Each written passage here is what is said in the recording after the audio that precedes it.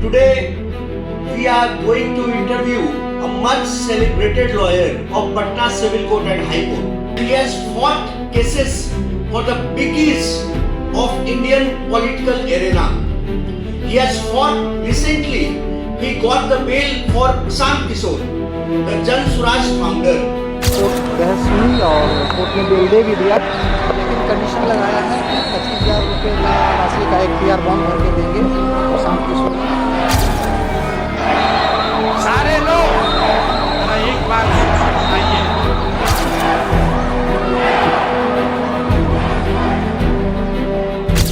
And not only this, his career is basically filled with, and his career is earmarked with several prominent political cases of the politicians, prominent faces.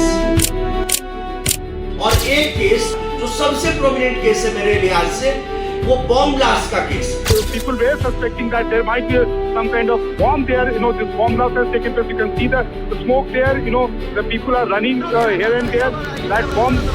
2013 में आप सब लोगों को याद होगा कि 2013 में नरेंद्र मोदी की रैली में, नरेंद्र मोदी उसमें प्राइम मिनिस्टरियल कैंडिडेट थे बीजेपी के, और नरेंद्र मोदी एक ऐसे कल्ट फिगर के रूप में आ रहे थे कि वो इंडिया के इलेक्शन को स्वीप कर देंगे, इंडिया के पॉलिटिकल जो स्पेस है उसको स्वीप कर देंगे। एक बड़ा ही उनकी लहर चल रही थी, बड़ी लंबी वाली। ये ऐसे नहीं होता मित्रों, मैं शासन में बैठा हूं, मुझे मालूम है।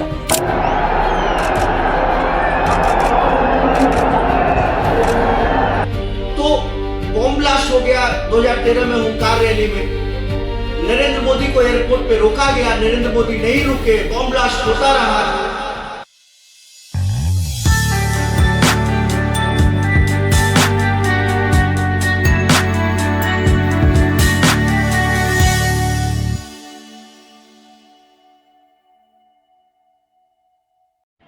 Hello my dear viewers, welcome to our YouTube channel of Chanakya CLAT classes, Chanakya Judicial Academy. Today we are going to interview a much celebrated lawyer of Patna Civil Court and High Court. He is none other than Advocate Sivanand Giri. He is also an executive member of District Bar Authority, and Shivanand गिरी ने बहुत कम सालों में Patna civil court में अपना लोहा मनवाया, and he has fought cases for the biggies of Indian political arena. He has fought recently. He got the bail for Prashant Kishor, the Jan Swaraj founder. And not only this, his career is basically filled with, and his career is earmarked with several prominent political cases of the politicians, prominent faces, be it Digvijay Singh, who was the former Chief Minister of Madhya Pradesh for 10 years. Right now also he is a Rajya Sabha member from Congress and the General Secretary of AICC. He has fought the case for Pasupatinath Paras, former Union Minister, Central Minister and brother of Ram Vilas Paswan. He has fought the cases of Jitesh Dubey, who was a film producer. Right now he is no more. He was a film producer and he has produced several films.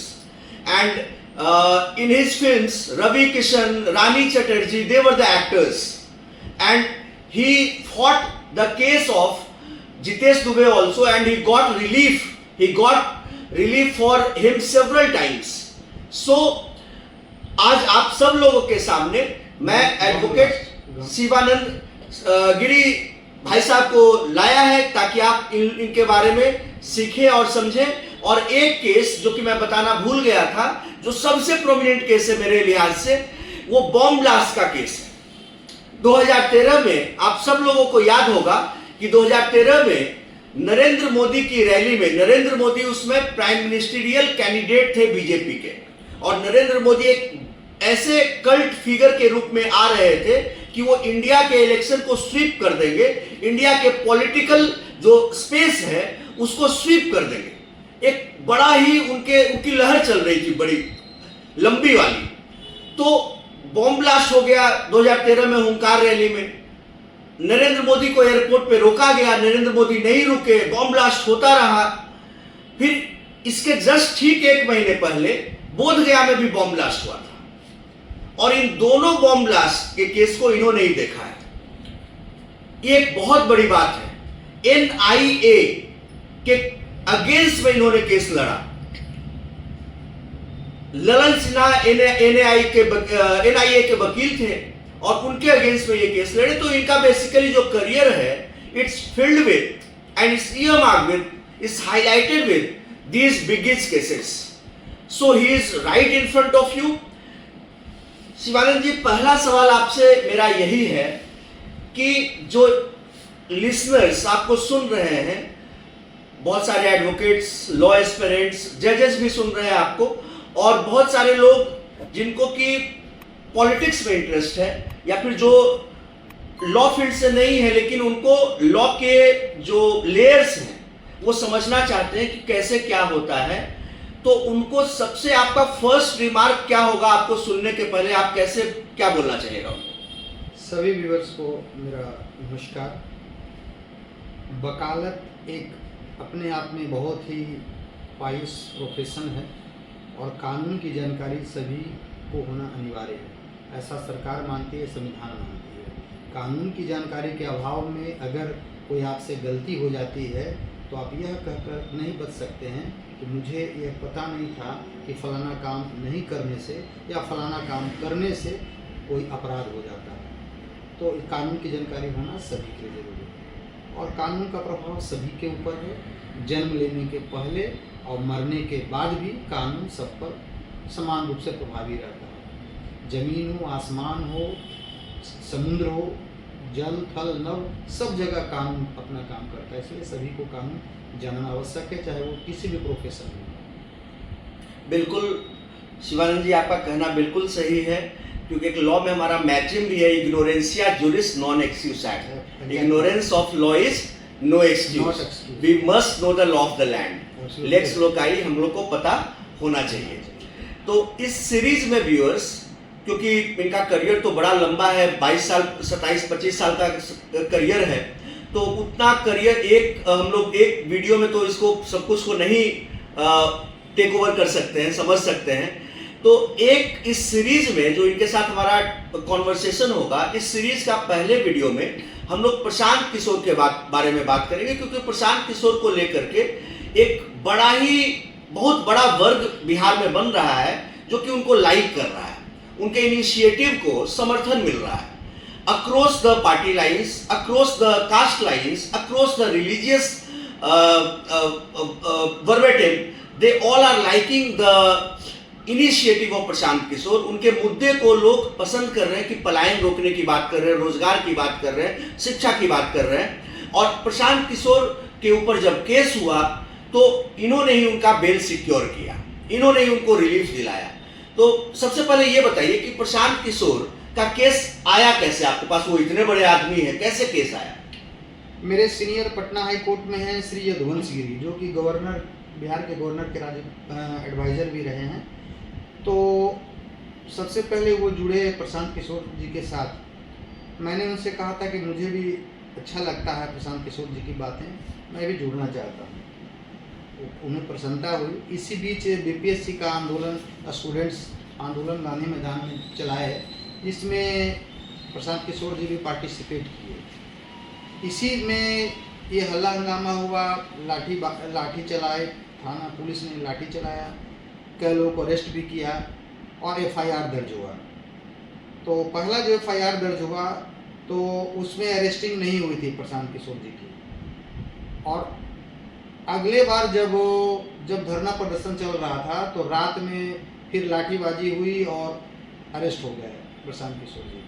YV Giri sir का मुझे phone आया कि arrest हो गए हैं, आप bell petition तैयार करके रखिए और मैं भी प्रयास करूंगा आने के लिए, आप देख लीजिएगा, लेकिन मोरल सपोर्ट के लिए मैं भी आ जाऊंगा। लेकिन अनफॉर्चुनेटली ट्रैफिक जाम की वजह से वो नहीं आ पा रहे थे। तो इस बीच मैंने तैयार किया, उनके लीगल सेल के जो एडवोकेट्स थे मुझसे संपर्क किए। FIR की कॉपी मेरे पास नहीं थी, पुराना जो पहला FIR हुआ था वो कॉपी उन लोगों ने मुझे प्रोवाइड किया, उसी के अनुसार मैंने बेल पिटिशन तैयार कर दिया। सब रेडी था, और एक प्रशांत किशोर जी को पुलिस लेकर आई करीब 12 से 1 बजे के बीच में लाई। काफ़ी भीड़ थी कोर्ट में, उनके फॉलोअर्स बहुत भीड़ किए हुए थे, स्टूडेंट्स भी थे। जब पुटअप हुआ तो पता चला कि ये दूसरे FIR में, दूसरे केस में प्रशांत किशोर जी की अरेस्टिंग हुई है। तो हम लोग सरप्राइज हो गए। कोर्ट को मैंने कहा कि भाई अभी तो तुरंत FIR ही आ रहा है, तो हम लोग प्रिपरेशन कैसे करते, पहले इनको FIR भेजना था। और Arnesh Kumar versus state of Bihar में सुप्रीम कोर्ट का गाइडलाइन है, जिस केस में 7 साल से नीचे का सजा का प्रोविजन है उसमें मैंडेटरी है थाना को बेल दे देना है। लेकिन इनके मामले में थाना ने, पुलिस ने ऐसा नहीं किया। खैर वो एक पुलिस का क्या तरीका है सभी लोग जानते हैं। तो तुरंत मैंने कोर्ट से परमिशन लेकर उसी पिटीशन में सुधार करके केस नंबर बदला। थाना तो वही था, गांधी मैदान थाना, लेकिन केस नंबर मैंने चेंज किया। और कोर्ट बहस हुई, कोर्ट ने स्वीकार किया, बेल एक्सेप्ट किया, लेकिन 25,000 का अमाउंट का बेल बॉन्ड भरने का डायरेक्शन दिया और ये कंडीशन लगाया कि ये अंडरटेकिंग देंगे कि इन फ्यूचर वो इस तरह का कोई ऑफेंस नहीं करेंगे। इसी बीच वाई गिरी सर आ गए, उन्होंने भी मूव किया, बताया कि ऐसा ऐसा बात है। बेल तो कोर्ट ने कहा कि हमने तो बेल दे दिया है, लेकिन प्रशांत किशोर जी कहे कि नहीं, आपका बेल मैं ग्रांट स्वीकार तभी करूँगा जब ये कंडीशन हटाएंगे। इस पे थोड़ा विशेष रूप से बताइए कि प्रशांत किशोर, आप बात को समझिएगा कि इन्होंने ये बताया कि बेल मिल गया, ये प्रशांत किशोर ने बोला कि उसमें कंडीशंस अटैच्ड हैं, हम कंडीशनल बेल नहीं लेंगे, कंडीशन को हटाइए नहीं तो हमको जेल भेज दीजिए। ठीक है, तो इसमें बताइए। एग्जैक्टली वो अड़ गए, रिजिड हो गए कि नहीं मुझे जेल जाना मंजूर है, लेकिन ये कंडीशन मुझे मंजूर नहीं है, अब मुझे अनकंडीशनल बेल चाहिए। और इसमें उन्होंने कहा कि मैं जब इतना बड़ा मैं हूँ, मेरे जैसा व्यक्ति जो है, पुलिस दिन भर मुझे घुमाती रही, मुझे बताया नहीं गया कि किस केस में अरेस्ट किया जा रहा है, और तो आम जनता के साथ पुलिस क्या किस प्रकार का बिहेव करती होगी। तो उन्होंने भी रिक्वेस्ट किया कोर्ट से कि अनकंडीशनल मुझे बेल दिया जाए और ये कंडीशन को हटाया जाए। कोर्ट ने ओपन में कहा कि नहीं, जो मैंने एक बार बेल अलाउ कर दिया, जो कंडीशन दे दिया वो मैं नहीं बदल सकती। फिर जो भी हो, काफ़ी विवाद हुआ, काफ़ी लोग समझाने का प्रयास किए। इस बीच इनको फिर बेउर जेल ले जाने की तैयारी की जाने लगी, बेउर थाना इनको ले जाया गया। शाम तक फिर कोर्ट ने देखा कि कंडीशन कोई ज़रूरी नहीं है, तो कोर्ट ने उस कंडीशन को हटा दिया और अनकंडीशनल बेल मिला, और ये तब बेल बॉन्ड इनका बढ़ाया और ये फिर रिलीज हो गए। यही कहानी। अच्छा, तो ये बताइए फिर प्रशांत जी, आप तो मीडिया में भी छाए रहे, उस दिन आपके फोटोज हम लोगों ने देखा कि आप ANI को, इंडिया TV को, आज तक सबको आप इंटरव्यू दे रहे थे। एक लॉयर को जब इतना मीडिया कवरेज मिलता है, अटेंशन मिलता है, तो कैसा फील होता है? दिल की बात बताइए हमारे व्यूअर्स को, क्योंकि वो आपसे इंस्पायर होंगे, उनको लगेगा कि लॉ में भी हमको इस तरह का ग्लैमर मिल सकता है। बिल्कुल लॉ में बहुत ग्लैमर है, पद प्रतिष्ठा प्रशंसा बहुत है। जो अच्छे से अगर वकालत करेंगे तो इनका वैसे एडवोकेट्स का फ्यूचर ब्राइट है। केवल मेहनत करने की ज़रूरत है, लॉ पे अच्छी पकड़ होनी चाहिए, लॉ की समझ होनी चाहिए। और रही बात, जब अटेंशन मीडिया का रहता है तो नेचुरली अपने ब्रेन को काफ़ी ठंडा सोच, अपने दिमाग को काफ़ी शांत रखना पड़ता है कि मीडिया आपसे घुमाकर सवाल पूछेंगे। एक साथ जब 10 माइक आपके पास और 10 तरह के कैमरे आपके सामने लगे रहेंगे, कोई रिपोर्टर कुछ सवाल पूछेगा, दूसरा रिपोर्टर उसी समय कुछ दूसरा सवाल पूछेगा, आपको बहुत शांति से और धैर्य से आपको जवाब देना है। तो यही चीज़ है। बाकी आप लोगों ने वीडियो देखा ही होगा, बहुत सारे चैनल का है, आप उसमें देखिए कि मैं किस प्रकार से जवाब दे रहा हूँ। मैंने शांति से, एसेंशली मैंने सारे रिपोर्टर्स का उनके सवाल का जवाब दिया है, उन्हें संतुष्ट भी किया। अच्छा, ये बताइए कि फिर इस मामले में जब प्रशांत जी को रिलीफ मिल गया तो आपसे उनकी बात हुई?